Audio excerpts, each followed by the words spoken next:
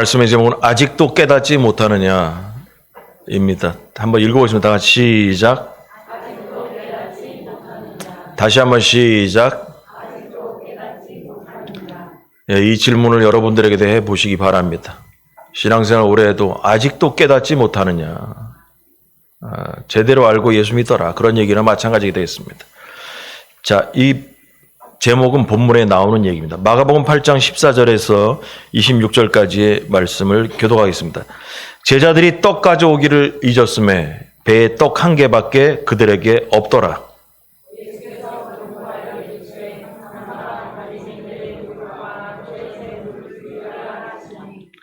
제자들이 서로 수군거리기를 이는 우리에게 떡이 없음이로다 하거늘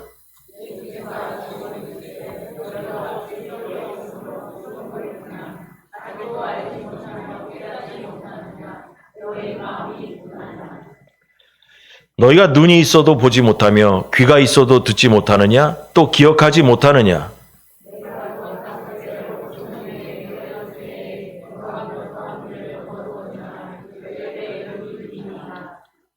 또 7개를 4,000명에게 떼어줄 때에 조각 몇 광주리를 거두었더냐? 이르되 7이니이다.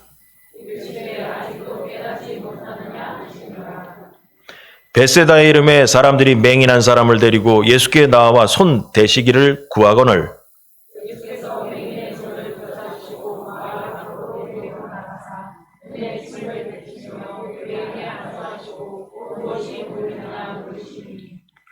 쳐다보며 이르시되 사람들이 보이나이다. 나무 같은 것들이 걸어가는 것을 보나이다 하거늘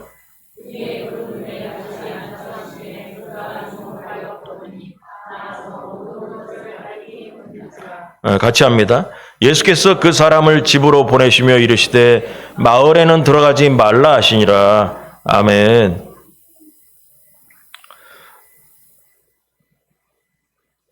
지금 우리가 14절부터 보고 있는데요. 그 앞절에 보면은 지난주 말씀은 예수님께서 칠병이어의 기적에 대한 사건이 있었습니다. 그래서 지난주 말씀 배우면서 우리가 오병이어에 대한 설교는 많이 들었는데 칠병이어에 대한 것은 우리 기억에 잘 안 남는다. 왜냐하면 잘 듣지를 않았기 때문에.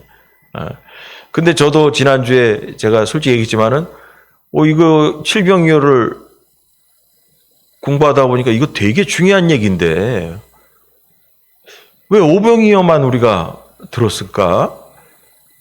그런 생각 들을 때 설교를 전하는 사람들의 입장에서 이 의미를 더 깊이 깨닫지 않고 오병이어만 전하지 않았나 그런 생각이 들었습니다. 오늘 이 칠병이에 대한 이 영적인 의미가 오늘 연결돼서 나가는데요.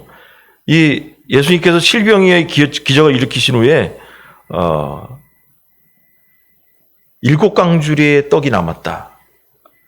또 그 전에 우리가 앞에서 배웠지만 오병이어 기적에는 12광주리의 떡이 남았다라는 얘기가 있습니다. 그걸 머리에 넣고 생각을 하는 거예요. 그리고 나서 예수님께서 칠병이어 사건이 있은 다음에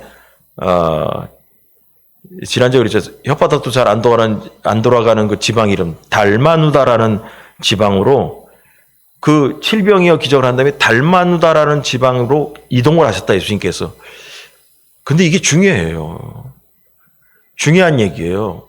칠병이어 기적 요것만 딱 잘라 얘기하면 안 되고 이거를 공부해서 제가 이렇게 준비하다 보니까 이게 달마누다하고 칠병이어의 기적은 붙어 다녀야 되는 사건이구나. 이걸 알게 됐어요. 그리고 나서 오늘 이 얘기도 또 붙어 다니는 얘기라 이거 다 따로 떨어져서 봐서는 안 되는 문제다라는 걸 알게 됐습니다. 근데 이 달마누다라는 지방으로 갔을 때 바리새인들이 와가지고 예수님께 표적을 보여달라 이렇게 부탁을 했단 말이에요. 그랬더니 예수님의 말씀은 이런 거예요. 아니 지금까지 표적을 얼마나 많이 보이고 다니고 그랬는데 바리새인들도 이 소문을 들었을 텐데 귀가 없냐 눈이 없냐 근데 자기들 앞에 와서 또 보이라고? 그래서 예수님께서 한탄하시면서 그들을 떠났다라는 게 지난주 말씀이에요. 이 마가복음에는 마가복음을 3조각으로 나누면요 이렇게 됩니다. 마가복음 전체를 3조각으로 나누면 첫 번째로 갈릴리에서 있었던 이야기, 예수님께서 공생이 시작하면서 갈릴리에서. 그 다음에 두 번째로 뭐냐면 예루살렘으로 가는 길에 있었던 이야기. 이것이 8장부터 10장까지 대한 이야기고, 그리고 예루살렘에서 십자가에 달리시던 이야기까지, 이렇게 해서 세 가지로 나눌 수 있습니다. 그런데 갈릴리에서 예수님께서 많은 기적을 일으키시기도 하지만 그 일으키시는 이적마다 의미가 있었는데 의미를 사람들이 깨닫지 못했습니다. 마찬가지로 오늘 본문에 나오는 제자들도 예수님의 그 이적에 대해서 의미를 몰랐다라는 것입니다. 그래서 너희가 아직도 깨닫지 못하느냐? 아직도 둔해서 깨닫지 못하냐라고 예수님한테 혼난 이야기가 오늘 본문에 나옵니다. 오늘 본문의 주인공은 누구냐 하면 제자들이에요. 제자들. 예수님과 대화를 하지만, 같이 지내면서 대화를 하고 예수님으로부터 말씀을 배우기도 하지만 문제는 뭐냐? 말이 안 통한다라는 거예요. 말이 안 통한 얘기는 뭐냐? 우리나라 말로 예수님께서 하시는 말씀을 알아듣지 못한다는 건데 말귀가 떨어진다는 거예요. 말귀를 못 알아들어, 말귀를. 예수님이 그렇게 가르치고 했는데도 말귀를 못 알아듣는다는 거예요. 그래서 예수님께서 이 말귀를 못 알아듣는 이 제자들을 통해 가지고 본문에 보니까 뭐냐면 17절에 이렇게 한번 읽어보겠습니다. 여기서 시작.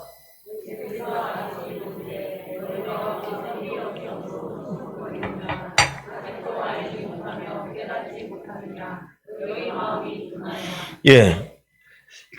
자, 말귀를 못 알아듣는 제자들에게 1번, 아직도 알지 못하냐? 1번이 알지 못하냐? 2번이 깨닫지 못하냐? 3번 결론은 뭐냐? 마음이 둔해서. 예수님의 말씀을 듣고도 깨닫지, 이해를 못하는 사람들은 뭐냐면 1번 알지 못하냐? 2번 깨닫지 못하냐? 3번 니들 마음이 둔해서 그렇다라는 것입니다. 자, 그래서 마음이 둔하다는 거 우리 지난번에 설교하면서 또 얘기했었습니다.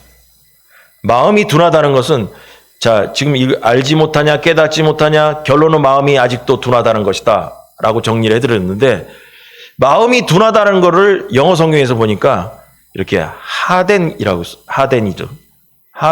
썼어요. 그래서 이거를 우리나라 사전에 보니까 마음이 단단해졌다라는 뜻이에요. 마음이 단단해져가지고 예수의 말씀을 알아듣지 못한다는 거예요. 경화됐다. 딱딱해졌다. 단단해졌다 이 말이에요. 그래서 예수님의 말씀을 듣고도 무슨 말인지 알지를 못했다라는 거예요. 자, 이렇게 이제 머리에 집어넣고 서론적으로 머리에 듣고, 자, 그럼 제자들이 어떻게 딱딱해진 이야기들을 지금 풀어가고 있는가, 마음들을 어떻게 성경은 얘기하고 있는가. 마가복음에 대한 이야기를 얘기합니다. 1번, 여러분 제자는 깨달아야 합니다. 다 같이 시작. 다시 한번 시작. 여러분 제자는 무조건 깨달아야 됩니다. 마가복음을 읽으면서 우리 계속 얘기했죠. 제자와 무리를 나누시는 예수님에 대해서 계속 얘기했습니다. 여러분 무리들은 우르르 왔다가 우르르 사라집니다. 그렇다고 예수님께서 아직도 못 알아먹냐 내 말을? 이렇게 무리들하고 얘기하지 않아요. 무리들은 그럴 수 있다. 그러나 예수님은 오늘 본문에도 오면은, 또 지난번 본문에도 오면 아직도 깨닫지 못하느냐? 마음이 둔해서. 제자들에게는 이 얘기를 하시는 거예요. 근데 오늘 본문에는 아직도 깨닫지 못하느냐? 2번을 예수님께서 말씀하십니다. 여러분 갈릴리에서, 아까 이 마가복음에 대한 얘기는 세 조각으로 나눈다 했잖아요. 갈릴리에 있었던 일, 예루살렘을 향해서 가는 길에 있었던 일, 예루살렘에 도착해서 있었던 일, 이렇게 해서 세 덩어리로 쪼개진다는 거예요. 쪼개지는데 지금 갈릴리에서 있었던 일들이 이제 계속 나가고 있는 중이에요. 갈릴리에서 제자들의 공통점이 뭐냐면 배만 타면 마음이 둔해지는 거예요. 배만 타면 이상한 짓을 하는 거예요. 그래가지고 뭐냐면 제가 여기 적지는 않았는데 4장에 보면은 예수님께서 무슨 일이 있냐면 배를 타고 가다가 광풍이 불었다는 거예요. 광풍이 불었는데 예수님은 배 앞에서 주무시고 앉았고, 배에서 주무시고 앉았고, 제자들은 배에 물이 들어오니까 이게 큰일 났다 이거. 근데 예수님이 잠자고 앉았다. 그 예수님 깨우잖아요. 우리가 다 죽게 됐나이다. 잠이 오십니까? 그러면서 흔들어 깨웠습니다. 그래도 예수님이 믿음이 없는 자들이요. 그런 얘기 하잖아요. 아니, 지금, 하여튼 그런 상황인데, 그거 뭐 다 설교했으니까. 하여튼 그래가지고 믿음이 없다라고 하면서 예수님께서 뭘 하시면 그 파도를 보면서 잠잠하라, 고요하라 하니까 파도가 잔잔해졌다는 거예요. 그러면서 그때 설교의 이 본문의 내용이 뭐냐면 예수님한테 혼내킨 내용이 너희가 어찌 믿음이 없는가. 그 얘기를 지적을 당했어요. 두 번째로는 뭐냐면 자, 첫 번째가 4장에 있었던 얘기. 그 다음에 6장에 무슨 얘기 있었냐면 오병이어의 기적이 있은 다음에 예수님께서 배를 타고 이제 저쪽 편으로 이제 쉬러 가시는데 제자들에게 니들 먼저 가라. 내가 좀 기도하고 먼저 나중에 할 테니까 니들 먼저 가. 그 갔는데 밤이 됐는데 예수님께서 무리를 걸어오시는 거예요. 그러니까 제자들이 보고 야 유령이다. 저기서 귀신이다 저거. 그러면서 두려워 떨고 있었다라는 거예요. 근데 이때 뭐냐면 마가는 제자들이 오병이어의 사건을 보고도 깨닫지 못하고 마음이 둔하여졌다라는 얘기를 이때 처음 써먹어요. 예수님을 보고도 저 유령이다. 설마 예수님이 무리를 걸어오실 수 있을 것인가에 대한 믿음이 없었던 거죠. 그래가지고 뭐냐면 저 유령이다라는 얘기를 했을 때 마가복음을 쓴 이 마가는 그 사건을 보면서 그때 제자들은 마음이 둔하여졌기 때문에 예수님을 못 알아본 것이다라고 얘기를 하는 거예요. 근데 오늘 이 세 번째 얘기를 하면서 칠병이의 기적 사건 이후에 예수님께서 아직도 깨닫지 못하느냐? 너희가 마음이 둔하여졌구나. 이 얘기를 또 하시게 되었다라는 것입니다. 여러분 이 본문을 읽다 보니까 처음에 제자들은 14절 처음에 이렇게 제자들이 떡 가져오기를 잊었음에 배에 떡 한 개밖에 없었다. 떡 가져오기 잊었다라는 것은 그 칠병이의 사건 7강줄이 남았잖아요. 근데 거기서 떡을 하나밖에 안 가져왔어요. 하나밖에. 이 떡이 중요한데 먹고 살아야 되는데 어딜 가든지 단체가 움직이면 여러분 예수님이 12제자하고 예수님만 움직여도 13명인데 뭔 어디를 수련회를 가건 어딜 가든지 맨날 생각하는 게 머리에 떠오르는 게 밥은 어떻게 먹냐. 그거 먼저 생각을 해야 돼요. 그 다음에 잠은 어디서 자야 되냐. 그 다음에 그 나머지 시간에 무엇을 할 것인가를 생각하지. 여러분 밥 먹는 거랑 잠자는 거 먼저 딱 간단한 거 먼저를 해놔야 그 다음에 살을 붙이든지 말든지 한단 말이에요. 그럼 제자들 입장에서 아니 어떻게든지 2000년 전을 한번 돌아가 보세요. 이 식사 준비를 하기가 쉽습니까? 그러면 이 제자들도 어디를 가든지 야 먹을 거를 항상 쟁여갖고 다녀야 되는 게 이게 버릇이 됐을 거라고 생각이 들어요. 근데 아무 생각이 없이 갔다라는 거예요. 7강주에 그 떡 남은 거 아무 생각도 없이 갔어요. 그래서 제자들은 떡을 걱정하면서 14절 제자들이 떡 가져오기를 잊었으며 배에 떡 한 개밖에 없어 그들에게 없더라. 근데 갑자기 예수님께서 15절 보니까 예수께서 경고하여 이르시되 삼가 바리새인들의 누룩과 헤롯의 누룩을 주의하라 하시니. 제자들 생각이 이런 거예요. 갑자기 예수님께서 누룩을 얘기하고 앉았다. 누룩을 얘기하고 앉았으니까 떡만 생각하고 있던 이 제자들의 입장에서는 문제가 뭐였냐면 야 이거 예수님께서 얘기하신 이 누룩에 대한 얘기는 왜 7강줄에 있는 떡을 안 가져왔느냐. 지금 그 얘기 하시는 거다. 이 얘기로 해석을 하는 거예요. 제자들은 먹는 떡이 중요했어요. 그것 때문에 예수님의 말씀이 이해가 안 돼요. 그러니까 제자들의 머리는 칠병이의 사건을 통해서 이동을 하면서 뭐냐면 아 떡을 안 가져왔는데 왜 안 가져왔지? 이런 생각도 들고 그거 가져올 걸 별 생각이 다 7강줄이 그거 그 누가 가져갔을까? 그냥 놔뒀으니 그 나머지 있는 사람들이 먹었겠죠.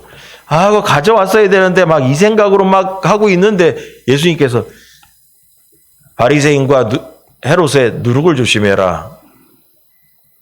아, 예수님이 지금 떡 왜 안 가져왔냐, 남은 거 왜 안 가져왔냐, 지금 그 얘기 하시는 거구나. 이렇게 지금 머리가 가고 있어요. 여러분, 근데 여러분, 바리새인의 누룩, 여러분, 누룩이란 얘기가 성경에 종종 나옵니다. 누룩을 조심해라. 저도 가끔 젊은 사람들이 얘기할 때 누룩을 조심하라고 써먹기도 합니다. 여러분, 누룩이라는 말이 누룩을 조심하라 라는 얘기가 그렇게 어려운 비유가 되지는 않아요. 율법에서도 누룩은 죄의 상징을 얘기가 되기도 하고요. 누룩이 번져나가듯이, 우리 누룩 계열로를 제가 잘 모릅니다. 왜냐하면은 누룩이 빵을 만들 때 쓰는 거잖아요. 이스트라고 하잖아요. 그걸 좀 집어넣으면 밀가루가 좀 부풀어 오르고 이렇게 숙성돼 가지고 이렇게 둥글둥글 이렇게 부풀어 오고 그런 역할을 한다고 합니다. 왜냐하면 제가 만들어 보질 않아서 한다고 합니다라고 얘기를 하는 거예요. 이스트, 누룩, 부풀어 오르게 먹음직스럽게 만드는 그 역할을 하죠. 그래서 뭐냐면 죄도 누룩의 성질이 있어가지고 전염성이 있다. 죄가 하나 던져지면 뽀글뽀글 불어난다는 거죠. 그래서 바리새인과 헤롯의 누룩을 조심하라 라는 얘기는 뭐냐면 바리새인과 헤롯의 잘못된 생각, 잘못된 신앙의 방법, 그러한 사상을 조심해라. 그들의 잘못된 신앙을 너희가 본받으면 안 된다. 걔네들의 신앙 잘못된 거 있잖아. 율법주의적 생각이 있지. 그거 니들 오염되면 안 돼. 조심해야 돼. 라고 예수님이 말씀하신 거예요. 그래서 그런 사람들의 주장을 듣다 보면 누룩이 들어오는 거죠. 죄가 들어오는 거죠. 여러분, 이 시대에 똑같은 거예요. 이단의 얘기, 이 잘못된 신앙적인 방법들 얘기 들은 것들, 여러분 이러한 내용들이 우리에게 들어올 때 그 누룩이 들어오는 거예요. 우리에게. 우리가 오염되는 거죠. 그러나 머릿속에 떡 걱정만 가득했던 이 제자들의 머리에는 누룩이라는 말에 떡만 생각나는 거예요. 바리새인들의 잘못된 신앙, 잘못된 사상, 잘못된 가치관, 그런 거 배우지 말아라. 그것에 오염되면 안 된다. 이 얘기가 아니라 그냥 머리에 떡만 있다 보니까 예수님이 왜 7강줄이 떡 안 가져오냐, 지금 그 얘기하신 거다.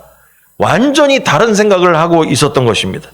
여러분, 본문에서 여기 보면은 우리나라 성경이니까 떡을 얘기하니까 우리가 이 떡이라고 얘기를 하니까 떡에 대해서 자꾸 생각하니까 여러분, 떡에는 누룩이 안 들어가네. 여기서부터 우리가 헷갈리기 시작하는 거예요. 그래서 영어 성경에는 뭐라냐, 빵이라고 나옵니다. 빵이라고 얘기하면 누룩과 연결이 되죠. 그러나 우리가 떡에다가 무슨 혹시 모르겠습니다. 막걸리 떡은 누룩 들어가나 난 모르겠네. 제가 그쪽 계열로 잘 몰라서. 송편이나 그런데 거기 누룩이 들어갈 리가 없을 것 같고, 인절미에 누룩이 들어갔을 리가 없고, 우리가 그러니까 떡에 대는 생각이 이렇게 있다 보니까 거기에 누룩을 뭐가 안 맞아.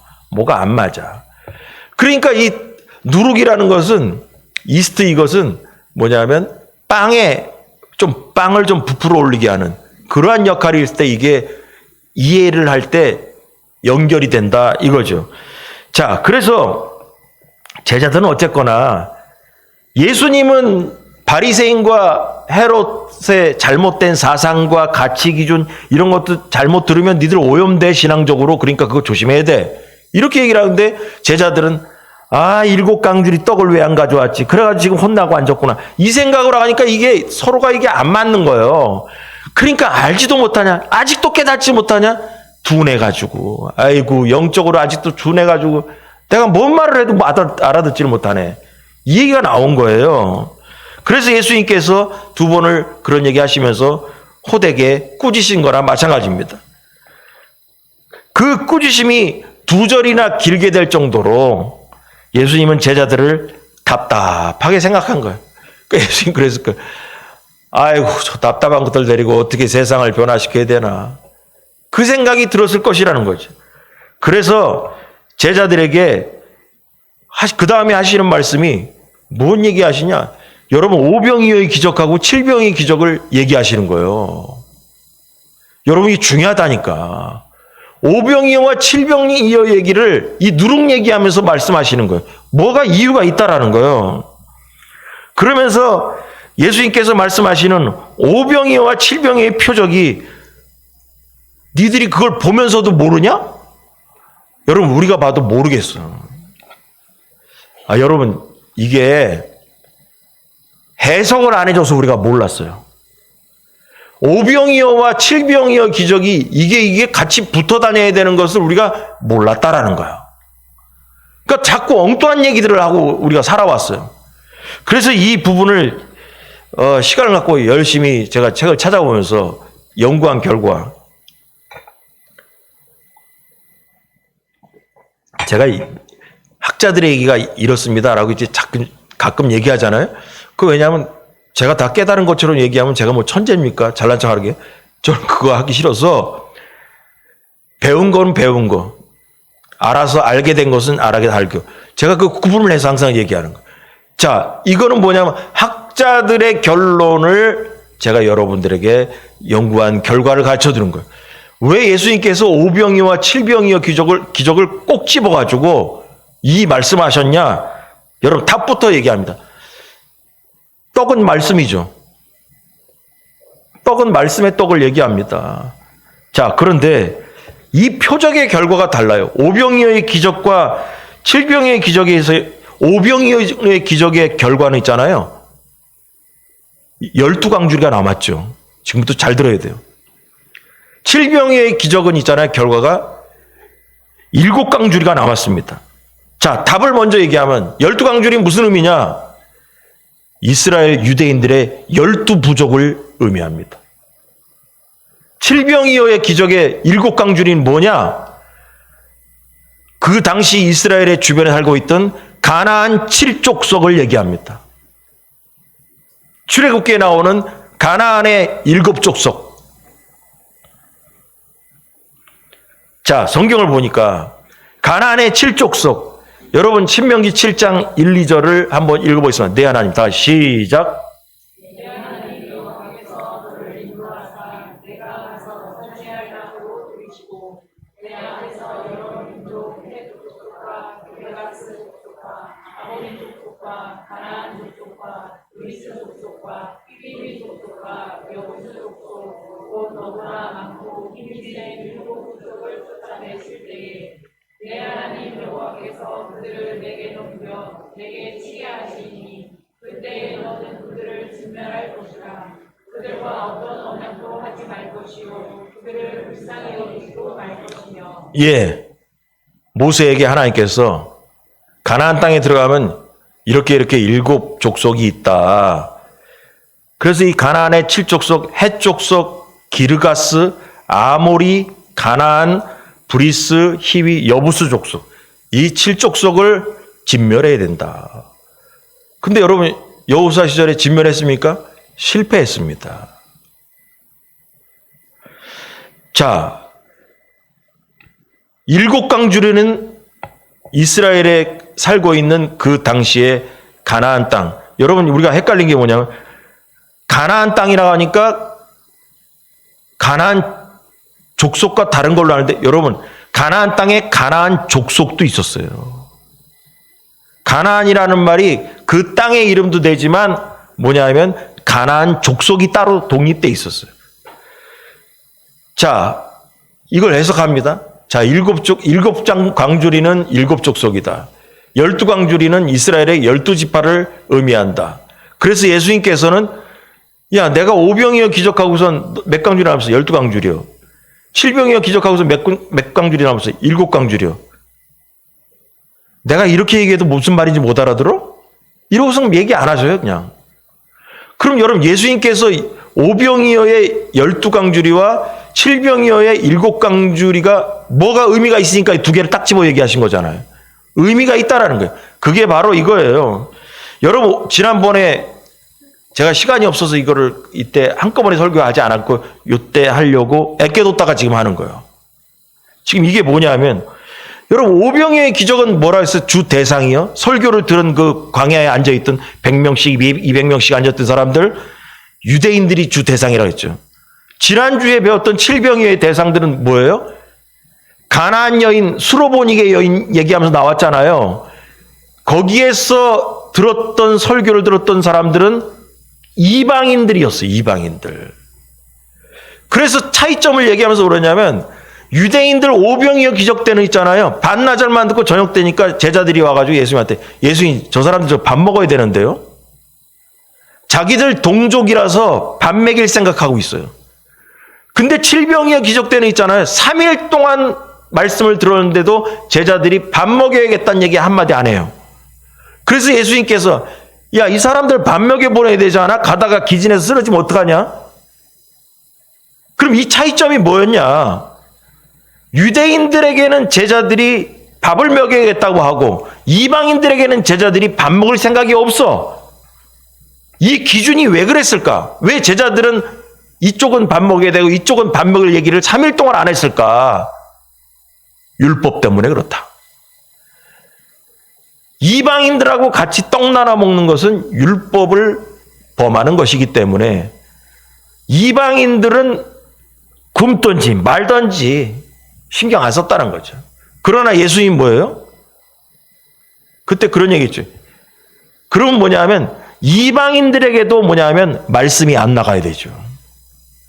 예수님은 유대인에게도 말씀을 주신 예수님이라면 이방인에게도 말씀을 주셨다면 제자들은 그걸 보면서 아, 예수님은 복음을 우리 민족인 유대인에게도 주셨고 이방인들에게 주셨다라는 걸 깨달아서 그 다음에 뭐냐면 유대인들에게도 기적으로 통해서 밥을 주셔야 되고 이방인들에게도 기적을 통해서 밥을 주셔야 된다라는 것을 깨달았어야 된다는 거죠.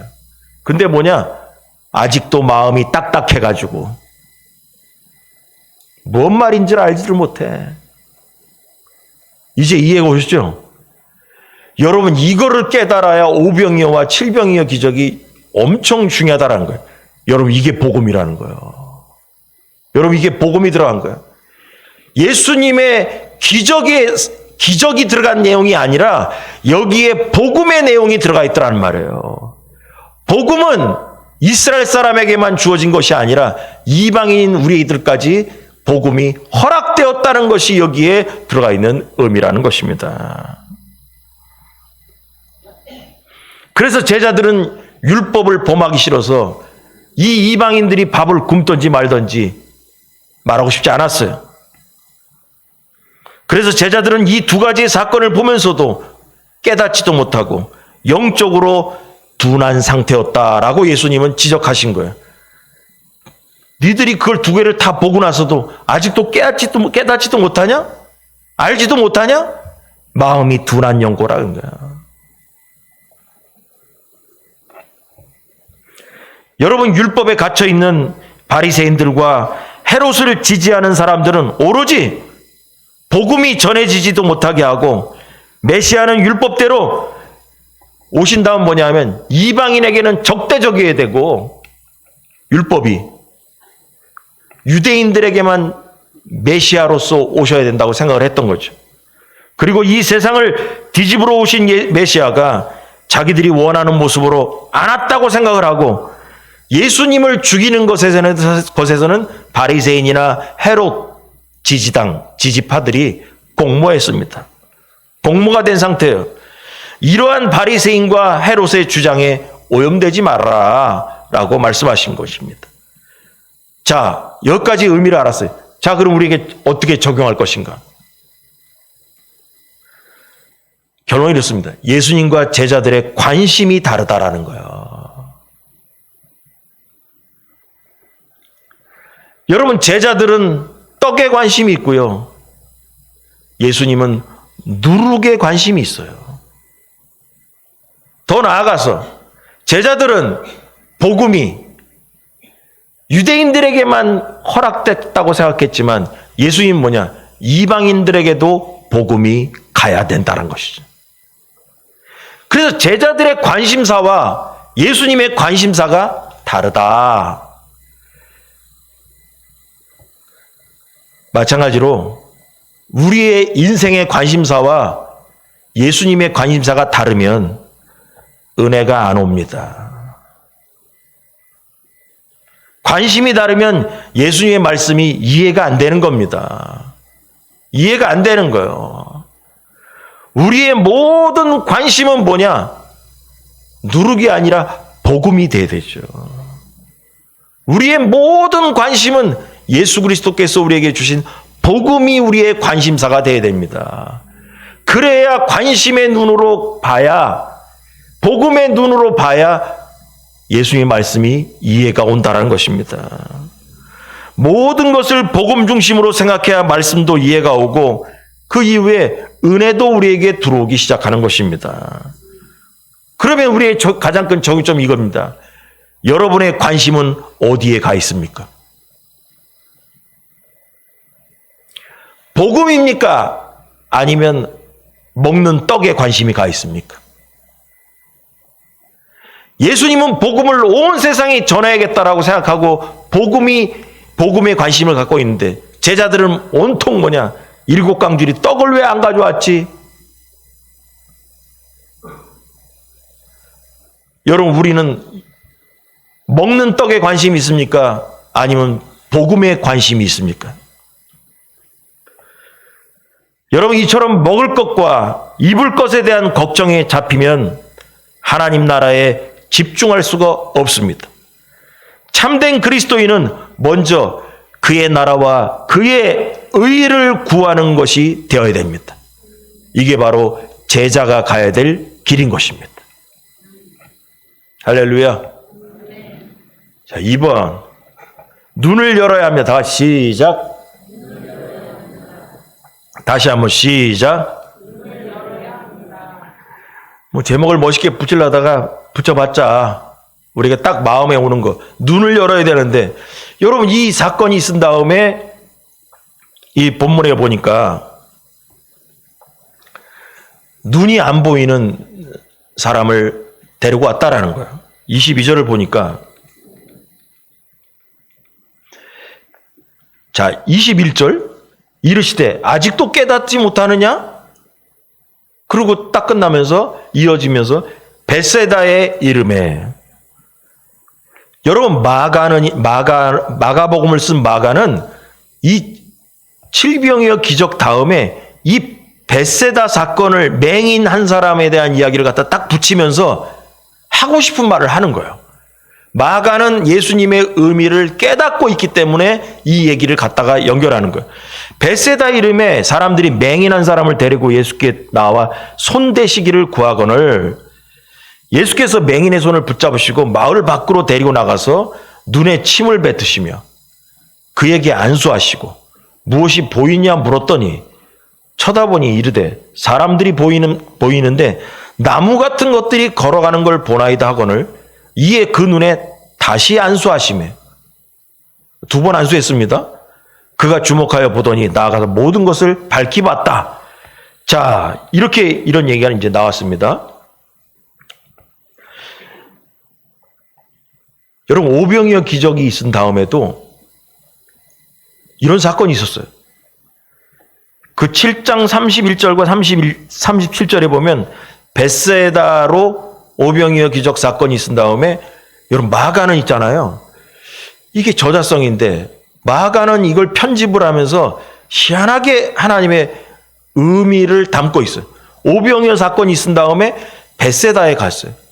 근데 거기에서 무슨 일이 여러분 잘 기억하세요? 7장이니까 얼마 전에 말씀을 들은 거예요. 거기서 뭐냐면 청각장애인 벙어리 만났다고 했죠. 그렇게 하면 또 헷갈리지. 잘 기억하려면 뭐냐. 침을 뱉어가지고 침 묻혀가지고 예수님이 침을 묻혀가지고 이걸 갖다가 혓바닥에 댔더니 입이 열렸다고 그랬잖아요. 그러니까 그때 그런 얘기 있잖아요.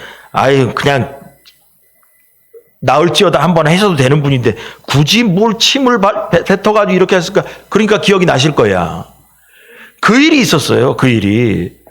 여러분 오병이어 사건이 있을 때 있잖아요.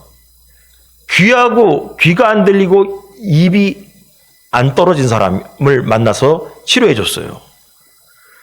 근데 그때 에바다 열리라 하니까 열렸다라는 얘기가 있었습니다. 근데 그 특징이 뭐였냐면 여러분 그 사람들이 무리들이 있는 데서 같이 있던 게 아니고 그 사람만 뽑아가지고 몰래 여기 딴 데 가가지고 하셨다고. 기억나시고요. 자, 본문에 써놨습니다. 마가복음 77장 33절 다 같이 시작.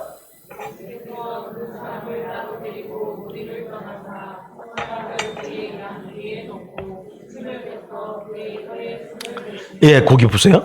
이게 뭐냐면 그 사람을 따로 데리고 무리를 떠나사. 자, 28장 23절 예수께서 시작.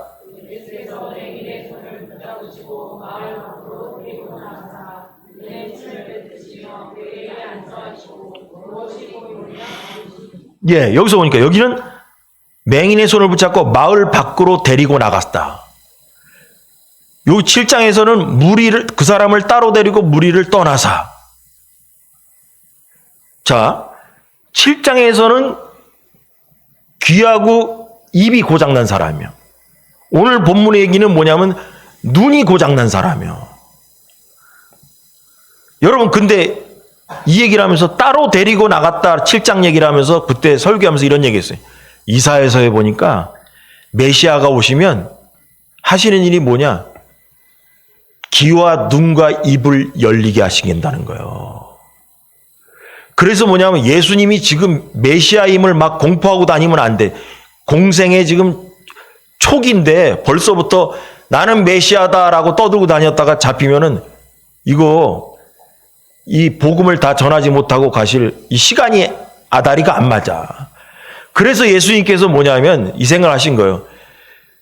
아니, 이 고장난 사람은 오는데 이거 치료했다고 소문나면 야 이거 메시아인가 보다 해가지고 나라가 발칵 뒤집힐 입장이니까 바리새인과 제사장파들 또 헤롯 땅 이런 사람들이 예수님 잡아 죽이려고 하는 반인데 빨리 죽을 염려가 있어. 근데 이 사람들을 왔는데 치료를 안 해주기는 못하고 그래서 뭐냐 너 일로 와라. 사람들 안 보이는 데 가가지고 치료를 해줬다는 거예요. 그러면서 뭐냐면 가서 떨지 말아라. 그 말은 뭐냐면 내가 메시아라는 것을 어디 가서 소문내면 안 된다. 그 말과 똑같은 거예요. 근데 오늘은 뭐냐면 지난번에는 귀와 입이 고장났는데 오늘은 눈이 고장난 사람이 온 거예요. 그래서 눈을 고장난 사람을 봤을 때 이 사람도 뭐냐 마을 밖으로 데리고 나가서 하셨다는 거예요.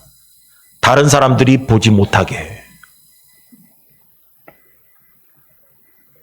그래서 지난번에 그런 얘기 했습니다. 침을 뱉었다. 뭐 여기 보니까 눈에 요번에는 눈에다가 침을 뱉었어. 지난번에는 침을 뱉어가지고 침을 이렇게 해가지고 입 혓바닥에 댔다라고 했잖아요. 근데 무슨 얘기 했어요? 침은 별 의미가 없다. 이거 갖고 붙잡고 늘어봤자 의미 하나도 없는 얘기다. 2000년 전에 지금도 요새 할머니들 뭐 침 얘기하면 뭐 여러분 우리도 그래 모기 물려봐요. 침 다 발라. 지금도 그러고 안전판에 2000년 전에 약이 있어. 무슨 빨간 약이 있어. 뭐가 있어. 침이 우리 민간인들에게는 다 뭐냐. 이게 만병통치약처럼 생각이 들었는데. 그래서 그들의 문화에 맞춰서 치료했을 뿐이지 별다른 문제가 없다. 왜 예수님이 침으로 했을까? 그거는 문화적 상황이다. 중요하지 않다라는 얘기라고 했습니다. 근데 중요한 내용이 여기 있어요. 예수님께서 그의 눈에 침을 뱉고 안수하시는 복잡한 절차를 거쳤는데도 물어보니까 잘 보이냐 했더니 아니요 사람이 보이는데 나무 같은 것들이 걸어다닙니다라고 얘기를 하는 거예요. 여기서 궁금해지는 거예요. 예수님은 우리가 쉽게 얘기하면 한 방이면 해결하실 분인데 아니 2번을 기도하신 거야. 예수님께서 있잖아요. 죽은 자도 살리고 집에 있는 사람도 엄마가 와서 얘기하면 집에 가면 나았을 거다. 가라. 네 믿음대로 될 줄다. 그럼 가니까 나고 그러는데 2번을 했단 말이에요. 지금 안수기도를 했더니 잘 보이냐 했더니 보이긴 보이는데 뭐가 사람들이 돌아다니는 나무가 이렇게 걸어다니는 것처럼 보인다. 그러니까 예수님께서 안수를 두 번째 하시니까 확실히 보였다라고 나오잖아요. 여러분 이런 데서 우리가 의문점을 가져야 돼. 예수님도 두 번 기도할 때가 있구나. 이거 어떻게 된 거냐 이게. 이거 기도가 좀 약했나? 능력이 좀 약했나? 한 번이면 다 하실 수 있는데 왜 두 번이나 했을까? 의미가 있죠. 여러분 이게 다 뭐냐 하면 유대인들의 영적 상태를 얘기하는 거예요. 또한 제자들의 눈이 지금 희미하다라는 것입니다. 그래서 여기 보면은 24절에 보면 쳐다보며 이르되 사람들이 보이나이다. 나무 같은 것들이 걸어가는 것을 보나이다 하거늘. 여러분 예수님께서 계속 갈릴리에 계시면서 이적과 가르침으로 진리를 보여주셨는데도 그 사람들은 마치 걸어다니는 사람을 나무로 보는 것과 같은 상태에 지금 빠져 있다는 것입니다. 제자들도 지금 예수님을 메시아로 받아들이지 못하고 있어요. 믿기지가 않아요. 오병이어 칠병이어 기적을 보면서도 의미가 뭔지 몰라요. 제자들의 눈도 열리지 않았습니다. 제자들의 눈이 뭐냐? 나무들이 걸어다니는 것만큼밖에 안 보이는 거예요. 예수님이 메시아인 듯 아닌 듯 알달달하다 이거지 지금. 확실하게 메시아이다라는 이런 확신이 없는 거예요. 그래서 제자들 앞에서 그 모습을 보인 것입니다. 여러분 그러나 예수님은 예수님의 하나님의 백성을 이처럼 희미하게 보는 상태로 두지 않으시고 다시 안수하셔가지고 치유하신 줄 믿으시기 바랍니다. 이것이 곧 제자들도 곧 온전한 깨달음을 얻게 될 것을 암시하는 것입니다. 여러분 제자들이 예수님을 따라다니면서 예수님을 지금 뭐냐면 나무처럼 보고 앉았어요. 그러나 이 온전한 깨달음은 갈릴리에서 수많은 그 기적을 통해서 눈을 뜨는 것이 아니라 예수님께서 십자가에 달리셨을 때 제자들의 눈이 온전하게 뜨게 되는 것입니다. 여러분 우리 또한 그렇습니다. 그냥 교회 다닌다고 해서 주님을 온전히 깨닫고 믿는 게 아닙니다. 예수님의 십자가 사건을 근본적으로 깨달을 때 우리의 눈이 떠지는 것입니다. 그게 복음인 것입니다. 예수님은 이제 곧 그 십자가를 향한 길을 걷기 시작하실 것이고 앞에서 예수님이 기먹고 말 더듬는 사람을 고치셨을 때에는 아무에게도 이르지 말라라고 하셨는데 여기에서는 26절에 보면은 아예 마을에 들어가지 말라고 이 맹인에게 얘기합니다. 마을에 들어가지 마라. 너가 눈 뜬 거 소문나면 안 된다라는 거죠. 예수님께서 그렇게 하신 이유는 기적을 본 사람들이 예수님을 참 그리스도로 인식하는 것이 아니라 그때는 뭐냐면 눈이 멀었기 때문에 뭐였냐면 앞에서 제가 몇 번을 얘기했어요. 예수님을 만나러 오는 무리들의 특징이 뭐냐? 자기들의 욕심을 해결하러 나왔습니다. 자기들의 목적을 해결하러 나왔다는 것입니다. 무리들은 자신의 육신의 목적을 이루기 위해서 예수님을 따라 나왔습니다. 오로지 죄의 문제는 관심이 없었어요. 예수님은 죄를 해결해야 하나님의 백성으로서 인정을 하기 시작했습니다. 그러나 무리들은 예수님께 나올 때 뭐냐면 병을 고쳐달라고만 나왔습니다.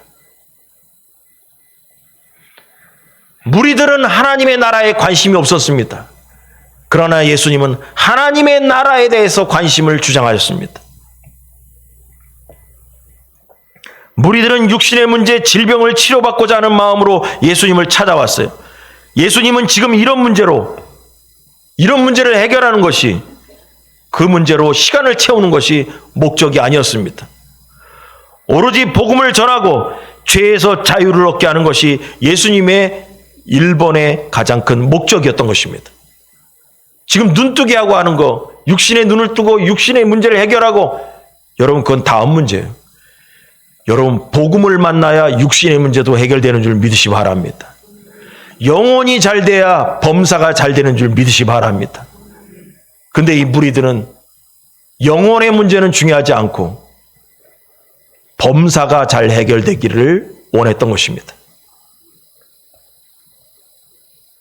오로지 복음을 전하고 죄에서 자유를 얻게 하는 것이 예수님의 목적이었습니다. 그래서 질병을 치료할 때가 왔다라고 예수님이 선언한 것이 아니라 회개하라, 천국이 가까웠다라고 선포하신 것입니다. 여러분, 예수님께서 병 고치러만 오셨다면 지금은 치료받을 만한 때니 다 내게로 오라고 얘기했겠죠. 그런데 예수님은 회개하라, 천국이 가까웠다라고 선포하셨습니다. 예수님의 목적은 병치료가 아니라 회개가 목적이었던 것입니다. 제자들마저 떡 걱정에서 벗어나지 못했고 사람들은 예수님의 이적을 보고 하나님 나라를 깨닫기보다는 그저 예수님 앞에 와서 떡을 받아 먹기만을 바랬던 거예요. 내 육신의 문제만 해결되기를 원했던 거예요. 내 배고픔의 문제만 해결되기를 원했던 거예요. 여러분, 우리도 적용하면 이렇습니다. 우리도 그 어리석은 모습에 머물러 있지 않은가 돌아봐야 합니다. 내가 교회 다니는 목적이 진짜 복음, 죄의 문제를 해결하고 하나님의 백성으로서 살겠다라는 그 목적이 있는가? 아니면 내 육신의 문제를 해결하기 위해서 주님 앞에 지금도 나와 있는가? 돌아보시기 바랍니다. 예수님께 복받아서 돈 많이 벌고 싶어서? 예수님께 복받아서 내 자손들이 번성하는 걸 보기 위해서?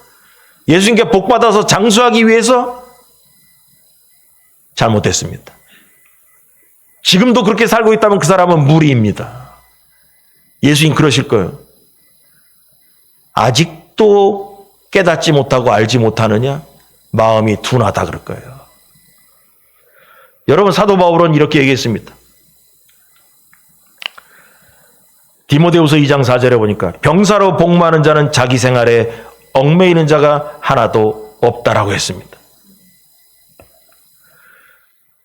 군인의 길을 가는 사람은 개인적인 일이 있어서 집에 가야 되는데요.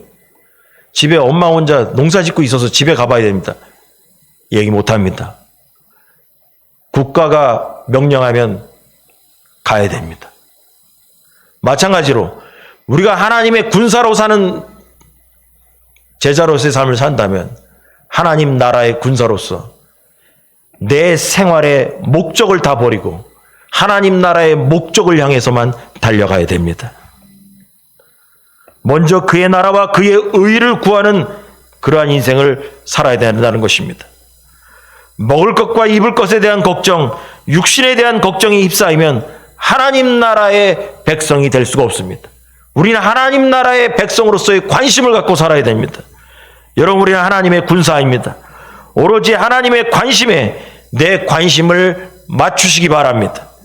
내 관심을 버리고 오로지 하나님 나라에만 관심을 갖는 여러분이 되길 주란절히 축원합니다.